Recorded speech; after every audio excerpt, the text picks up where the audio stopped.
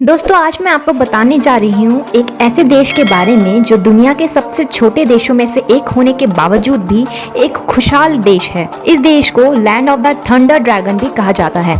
अगर आप एडवेंचर के शौकीन हैं तो यहाँ के ऊबड़ खाबड़ पहाड़ी इलाकों और यहाँ की खड़ी पहाड़ी पर जाना किसी एडवेंचर से कम नहीं है। इतना ही नहीं, यह देश हमेशा जंगल का विस्तार बढ़ाने की कोशिश करता रहता है। यही वजह है कि आपको इस देश में चारों तरफ हरे भरे पेड़ पौधे देखने के लिए मिल जाएंगे, जो आपकी टूर को और भी मजेदार बना देंगे। तो चलिए दोस्तों, आज मैं आपको देश दुनिया के इस दिलचस्प सफर में बताने जा रही हूँ एक ऐसे देश के बारे में जो दुनिया के सबसे गरीब देशों में से एक जरूर है, पर यहाँ का हर व्यक्ति एक खुशहाल जिंदगी बिताता है और इस देश का नाम है Bhutan. Hello everyone, welcome back to my channel world true facts. दोस्तों आज मैं बताने जा रही हूँ आपको भूटान के कुछ अमेजिंग फैक्ट्स के बारे में। तो वीडियो को स्टार्ट करने से पहले अगर आपको मेरी वीडियो पसंद आए तो वीडियो को लाइक और चैनल को जरूर सब्सक्राइब करें ताकि मेरी आने वाली वीडियो आपके पास सबसे पहले पहुंच सके। तो चलिए वीडियो को स्टार्ट करते हैं।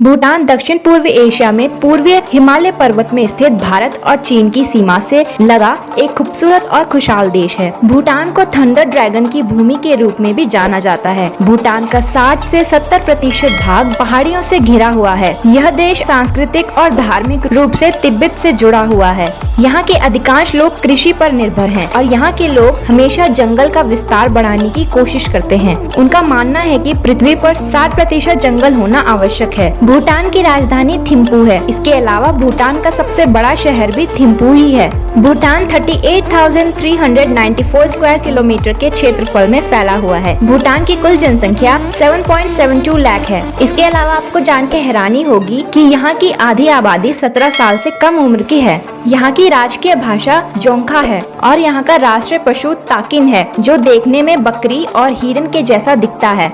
भूटान का आधिकारिक धर्म बौद्ध धर्म है, जिसका पालन 75% आबादी द्वारा किया जाता है। और इसके अलावा भूटान में बौद्ध धर्म के बाद हिंदू नेपाली मूल के सबसे अधिक आबादी वाले लोग हैं, जिन्हें लोशम्पा के नाम से भी जाना जाता है। ऐसा माना जाता है कि भूटान नाम की उत्पत्ति संस्कृत शब्द भूटानता से हुई है, जिसका अर्थ है तिब्बत का छोर। इसके अलावा क्या आप जानते हैं कि भूटान ने अपनी संस्कृति को बचाने के लिए सदियों तक विश्व के साथ कोई भी संबंध नहीं बनाए थे। यही वजह है कि गरीब होने के बावजूद भी भूटान कभी किसी देश का गुलाम नहीं बना। भूटान में संसदीय लोकतंत्र प्रणाली मतलब पार्लियामेंट्री डेमोक्रेसी सिस्टम है, जहां 2008 में पहली बार लोकतांत्रिक रूप से निर्वाचित चुनाव हुए थे। दोस्तों आपको जान के हैरानी होगी कि भूटान में पहली बार इंटरनेट और टेलीविजन को चलाने की इजाजत 1999 में दी गई थी। इसके अलावा पूरी दुनिया में भूटान एकमात्र ऐसा देश है जहां पर्यावरण को बचाने के लिए नागरिकों का संवैधानिक दायित्व है। भले ही भूटान की गिनती दुनिया के गरीब देशों में की जाती है, लेकिन यहाँ स्वास्थ्य और शिक्षा सभी के लिए मुफ्त सेवाएं दी जाती हैं। यहाँ तक कि यहाँ आने वाले लोगों के लिए भी स्वास्थ्य की सेवाएं मुफ्त होती हैं। इसके अलावा 1974 में संयुक्त राष्ट्र ने भूटान को एक देश के रूप में मान्यता दी गई थी। भूटान का मुख्य आर्थिक भागीदार देश भारत है, क्योंकि भूटान में तिब्बत से लगी सीमा को बंद कर दिया है। भूटान की अपनी नौसेना या वायुसेना नहीं है और यह देश हवाई सहायता के लिए भारतीय वायुसेना पर निर्भर रहता है। इसके अलावा 1916 के दशक तक भूटान में सड़क, ऑटोमोबाइल, टेलीफोन, डाक प्रणाली या बिजली जैसी बुनियादी सेवाएं भी मौजूद नहीं थी। पर आपको जान के हैरानी होगी कि आज भूटान का मुख्य निर्यात बिजली है। यह भारत को हाइड्रो इलेक्ट्रिसिटी बेचता है। इसके अलावा यह लकड़ी, सीमेंट, कृषि उत्पादनों और हैंडीक्राफ्ट का भी निर्यात करता है। इसके अलावा पारो भूटान का एकमात्र इंटरनेशनल एयरपोर्ट है, जो दुनिया के सबसे खतरनाक हवाई अड्डों की सूची में भी शामिल होता है। दोस्तों क्या आपको पता है कि भूटान में बहुत सख्त कानून है। यहाँ शिकार करना अपराध है। अगर कोई शिकार करते पकड़ा जाता है तो उसे कम से कम 15 साल की जेल हो सकती है। 2005 में भूटान सभी तंबाकू जैसे उत्पादों की बिक्री पर प्रतिबंध लगाने वाला दुनिया का पहला देश बना। भूटान में प्लास्टिक की थैलियों पर पूरी तरह से प्रतिबंध है। वहाँ के लोग कागज के बने थैलों का इस्तेमाल करते हैं। इतना ही नहीं, भूटान ने 100 लोगों की टीम द्वारा 1 घंटे में 50,000 पेड़ लगाकर दुनिया में एक नया रिकॉर्ड भी बनाया है। इसके अलावा भूटान पहला ऐसा देश था जिसने ब्लू पॉपी नाम के फूल का पता लगाया था, जो आज भूटान का राष्ट्रीय फूल माना जाता है। 1970 में पहली बार किसी विदेशी पर्यटक को भूटान आने की इजाजत दी गई थी और आज भूटान अपनी विशाल पहाड़ियों और स्वर्ग जैसी जगहों के लिए दुनिया का प्रमुख पर्यटक आकर्षण स्थल बन गया है, जहां हर साल लोग लाखों की तादाद में जाते हैं।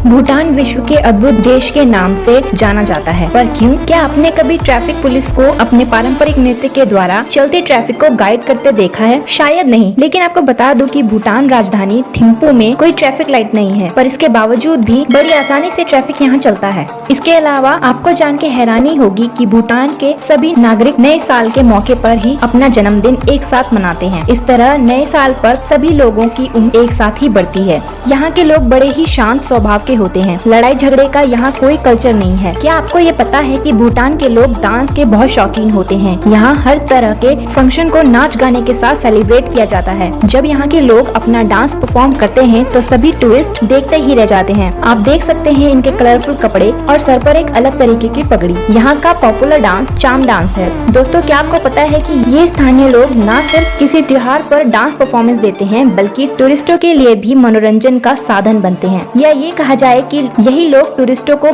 भूटान में आने के लिए बढ़ावा देते हैं। दोस्तों, इन सब के अलावा भूटान अपने टूरिस्टों के बीच अपने स्वादिष्ट खाने के लिए भी जाना जाता है। तीखी मिर्ची के साथ तेज मसाले का इस्तेमाल यहाँ की ज्यादातर पकवानों में किया जाता है। यहाँ आपको खाने पीने की कई वैरायटी मिल जाएगी, जैसे कि एमादशी, शकम्पा और जशामारू। दोस्तों, अगर आप ट्रैकिंग जैसे एडवेंचर के शौकीन हैं, तो ये देश आपके लिए परफेक्ट है, क्योंकि भूटान में ट्रैकिंग का अपना अलग ही मजा है। यहाँ हिमालय के पहाड़ों में ट्रैकिंग करना किसी एडवेंचर से कम नहीं है। अगर आपको एडवेंचर का मजा उठाना है तो इसके लिए आपको अप्रैल के महीने में जाना चाहिए, और अगर आप मौसम का मजा उठाना चाहते हैं तो इसके लिए आपको अक्टूबर के महीने में जाना चाहिए। वैसे आपको बता दूं कि भूटान में भारत से कई लोग ज्यादातर ट्रैकिंग के लिए ही जाते हैं। यहाँ की ऊंची ऊंची पहाड़ियों पर ट्रैकिंग करना, टेंट लगाकर वहाँ रुकना, रात में आग जलाकर खाना पकाना और दोस्तों के साथ मिलकर रात को और यादगार बनाना, इससे ज्यादा आपको अपनी ट्रिप में और क्या चाहिए। तो दोस्तों, ये थी कुछ मजेदार और रोचक तथ्य हमारे खूबसूरत पड़ोसी देश भूटान के बारे में, जहाँ सब कुछ निराला है। यहाँ के लोग, यहाँ की भाषा, यहाँ की परंपरा, यहाँ का खान पान और यहाँ की खूबसूरत जगह है, सब निराला है। वैसे दोस्तों, क्या आप कभी भूटान गए हैं? अगर हाँ, तो हमें कमेंट बॉक्स में जरूर बताएं। आई होप गाइज आपको मेरी भूटान वाली वीडियो जरूर पसंद आई होगी, तो वीडियो को लाइक और चैनल को जरूर सब्सक्राइब करें। Thank you.